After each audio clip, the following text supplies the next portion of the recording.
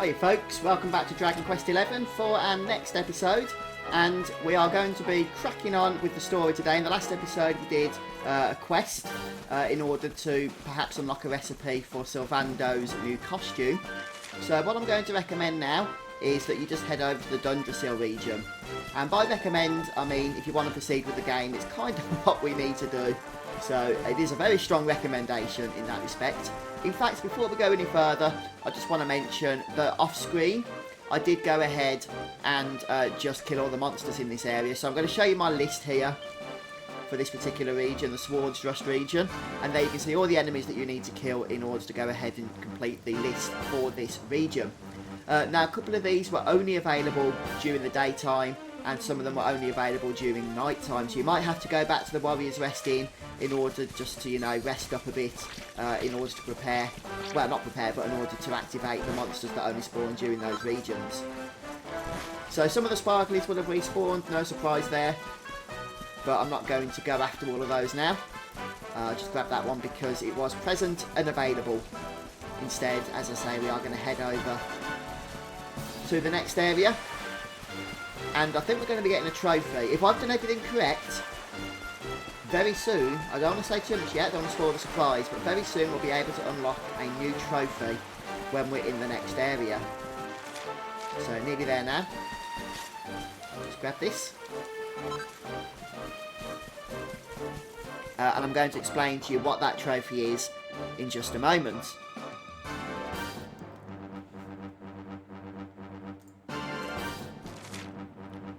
Right, first things first then, just looking at the Dundrasil region map, I'm going to want to head over to the campsite, for obvious reasons. We need to add that to our list of Zoom destinations, and we are making good headway with that, aren't we? So all of those Zoom destinations were removed, of course, at the start of Act 2, which was a little bit annoying, but that's just the way it goes. But we've added pretty much most of those back onto our list now. I think we've already got about 2.5 pages worth. And as you can see, as expected, most of the enemies here have been reconverted into their vicious forms, including the dragons as well. So what I'm going to recommend is when we get to the campsite here, we actually turn it to night time. And this is all going to be part of the trophy I'm going to show you that you can unlock. You might not be able to unlock it, depends on how much progress you've made on it previously, but this is the first time, I think, that we are actually able to complete it. So yes, we're going to settle in for the night, and we're going to rest until night. And I'm just going to go ahead and save my game as well, I think. Okay, I did just adjust my volumes there as well. It seemed to be just a little bit low, or rather the game audio seemed a little bit high, so hopefully you can hear me a little better now. Right then, so the trophy that I'm interested in is one that unlocks once you've ridden all rideable monsters. And I do believe that this headless horseman is the final rideable monster that we need to ride.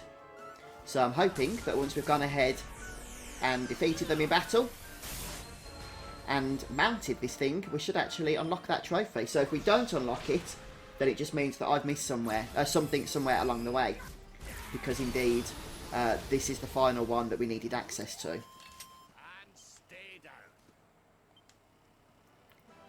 Okay, here we go.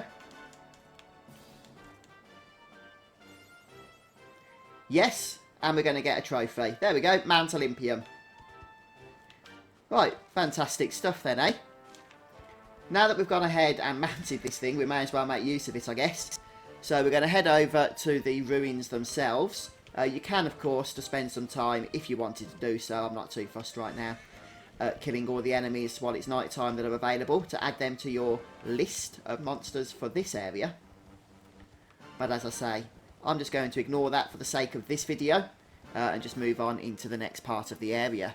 So this is going to take us to the castle ruins, and we're just going to make our way through. Is this, I'm just going to check, a newer form of the dragon that we fought earlier? Yeah, I believe it is. I don't think we fought this thing before, have we? Although it has been some time since we were last here, so maybe we did, I don't know. Don't forget as well, guys, you've probably got a quest in your log that requires you to use the Arise pet power. And that needs Sylvando, Hendrik and your hero character to all be in pet state at any one time. So I did mention when we picked that up not to worry about it so much, because with only 4 party members you can't really separate them in order to save pet powers. But if you did happen to get all 3 of those party members in pet state, then you might just want to take the time to head over to the quest area in order to defeat the monster with that Arise buff active. Okay, so we're going to head up, I believe, to these ruins area over here, where everything's crashed perhaps. Big pile of rubble blocking the stairs. Can we jump up? No. Apparently not. There is, I'm pretty sure, a way to trigger a cutscene. Let me try and figure this out, one sec.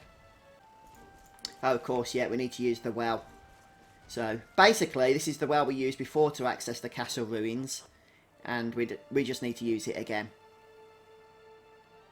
So, probably shouldn't have missed that, but not to worry. Okay, the path's fairly linear. Yep. Just leg it all the way to the end.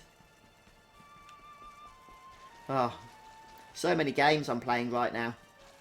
Dragon Quest XI, Tales of Vesperia, got Kingdom Hearts 3 coming out in a couple of weeks. Just so much JRPG joy at the moment to take care of. But that can only be a good thing, I guess, can't it? Despite the fact that seems to be a lot to keep track of. I'm one of those old fuddy-duddies that generally likes to concentrate on one JRPG at any one time, as opposed to, you know, trying to trek through multiple adventures all at the same time. I tend to get a little bit lost in the whole process of doing so. But hopefully if we can get through Dragon Quest XI now, because we are well into Act 2 and 60 hours into our adventure, then it shouldn't be a huge problem. Okay, so it looks like it's cutscene time.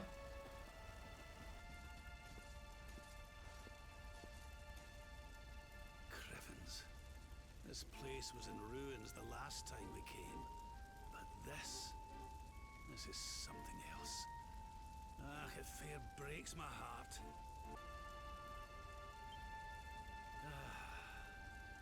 Where was I? Ah, yes. It should be around here somewhere. Would you boys do me a favor and shift this little lot? Well, don't just stand there, darling. If I'm getting my hands dirty, you are too. Where does this stairway lead, Lord Robert?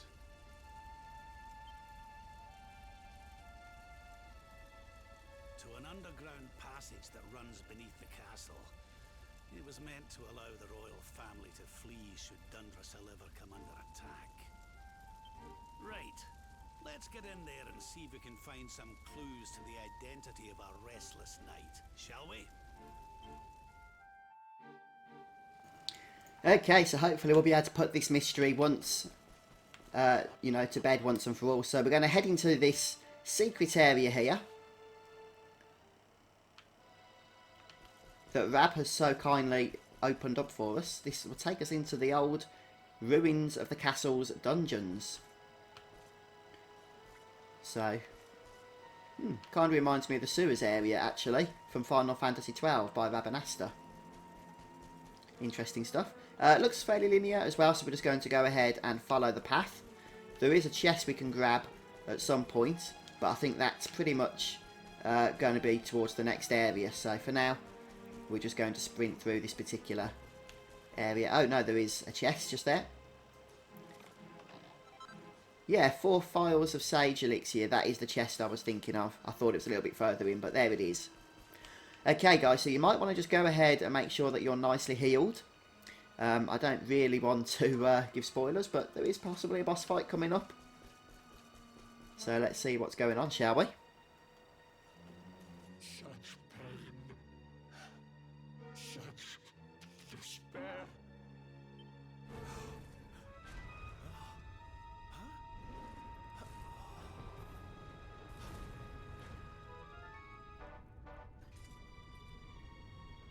dare you?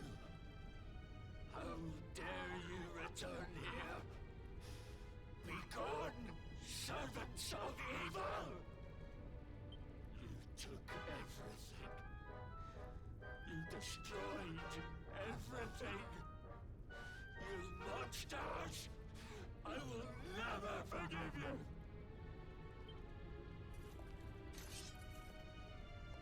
I'm keen to have a wee chat with our friend here, but something tells me he's got other things in mind.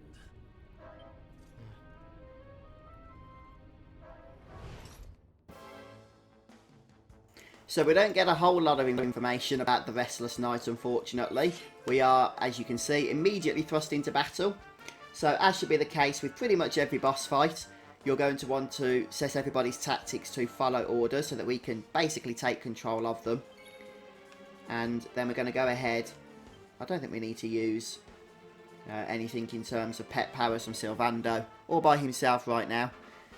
So he's going to basically be on healing duty. And we are going to need him on healing duty, quite frankly. But since we can't, or don't have the need to heal right now, I'm just going to go ahead and cast Oomph. And we're going to cast it on the main hero.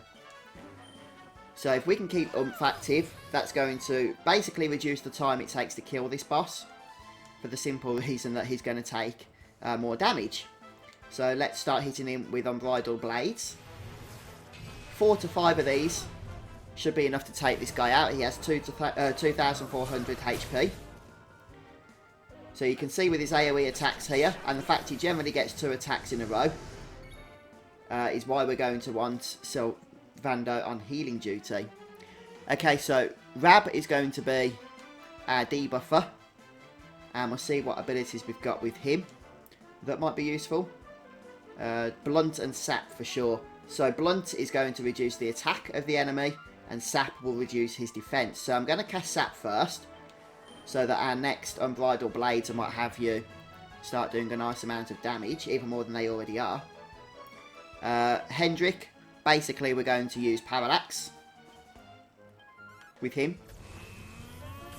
Do some damage, mostly, but there is a slight chance of paralysing him as well. Look at that, close to 700 points of damage now. And Sylvando is just going to use Hustle Dance. That is his sole purpose in life.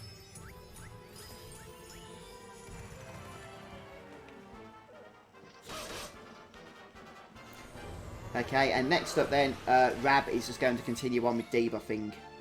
So we've already cast, what was it? Blunt? No, we cast Sap. So we're going to cast Blunt. Reduce his damage that the boss outputs by casting this. Oh, it missed. That's annoying. Okay, well, it's not a huge deal. Sometimes Helm Splitter is a good ability to use. In fact, I'm going to recommend using it once because you can reduce the defense of the boss with it. And, poor Sylvando's not exactly needed right now, is he? I guess we could just go ahead and accelerate the party. Let's just cast Accelerate on everybody. Acceleratal, to be precise. And now he needs to heal. It's usually the way, isn't it?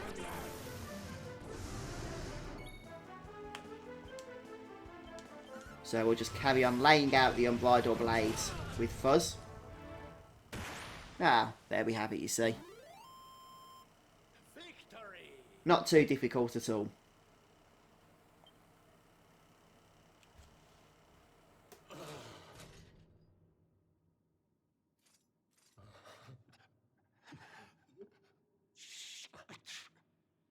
Pain. You took my beloved Eleanor. You took my boy. I will never forgive you. Eleanor? But that's the old queen's name, which would make you... Erwin, last king of Dundrasil. Just as I thought. A great man, and a fine warrior too, as you've just witnessed. And, most importantly of all, your father. I'm sorry the two of you had to meet like this. What happened to you, Erwin? Come on, laddie. Look at me.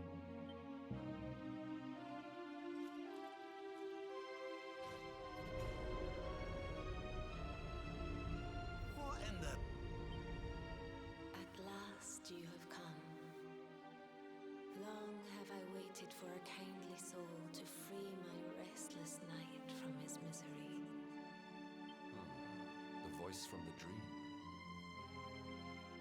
You are correct, of course. Before you kneels Erwin, King of Dundrasil. All those long years ago, on that darkest of days, he fought to the last. The light of justice sustained him, and he refused to yield to the darkness. But with time, that light has waned, and all that remains is the tortured soul you see before you. Lost between light and dark, life and death. I beg of you, help him, free him from his nightmare. Shine the light of hope into the darkness of his despair. The voice. It's gone again. Who is she? That'll have to wait. Erwin here needs our help. But what are we supposed to do to help him?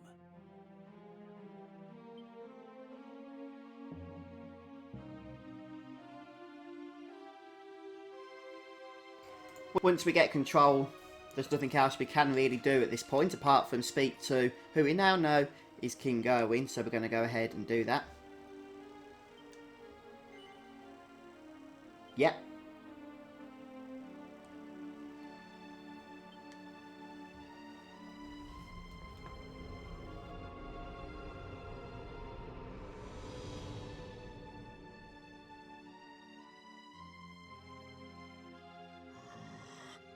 Well then, I'm to make you nice and miserable before I devour your tender torment. Watch and despair.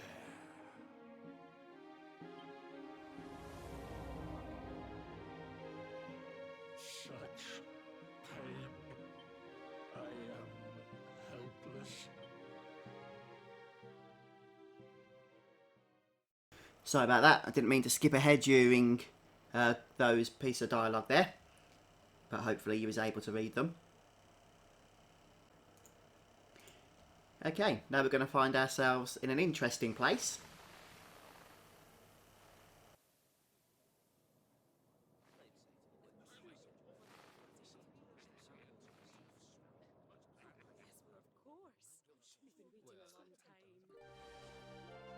King Erwin, it is a great honor to be invited to celebrate this most special... The birth of your son and heir is a source of great joy and happiness to us all. Congratulations, Your Majesty. Thank you. Thank you. Aye, this is a momentous day for Dundrasil. I am truly humbled to be lucky enough to celebrate it with you all. My dear Sultan, King Gustav, allow me to welcome you both to Dundrasil. You honor us with your presence. The honor is all ours, King Erwin. Truly, it has been far too long. 1,000 thanks for preparing such lavish festivities. Though, of course, we are not here merely to celebrate. Today's colloquy of kings shall determine the fate of Erdrea for generations to come. I, for one, mean to see that my people's interests are well represented. You will forgive me if I grow a little passionate at times. It is the first time the rulers of the four kingdoms have ever gathered under one roof, you know. A momentous occasion indeed. But The reason itself is a momentous one, of course. The birth of an heir to the title of Luminary is an event of unparalleled significance. Indeed it is. Thank you once again for agreeing to meet so readily. Now, I have some final preparations to make before we convene the colloquy. I will come and fetch you when we're ready to begin. Guards, I don't suppose any of you have seen King Carnelian? Yes, sire. King Carnelian is walking the grounds with Lord Robert, sire.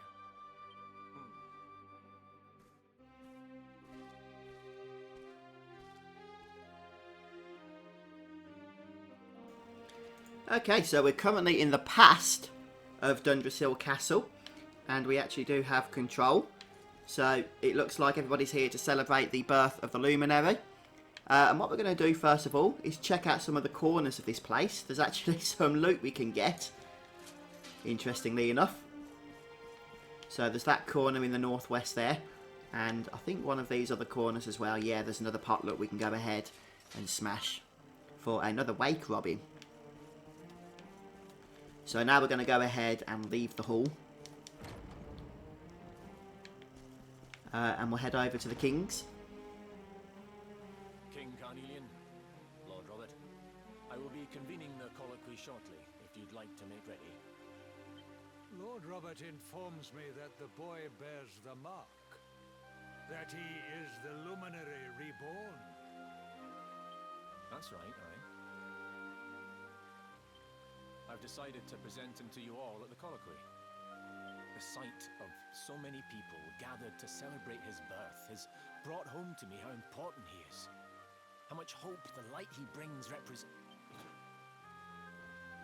Save it for the meeting, Owen.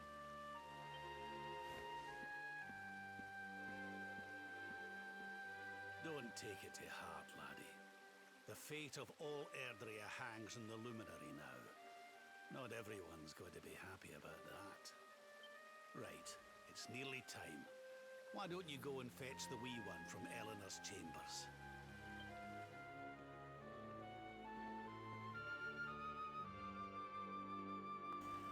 Okie dokie, so we can actually go ahead now and grab some loot, which is quite a strange experience, seeing as how we're currently having some kind of vision of the past, unless we have actually time travelled. Either way, we can go ahead and start collecting loot, as I say. I don't think there's anything over here though in this particular area. There are a couple of pots and that to smash. Oh yeah, they are in this room. Just as I thought. Special antidote. And nothing. Right, anyway, once we've grabbed that special antidote, we're going to head over to the top floor. So it doesn't matter which side of the stairs we take.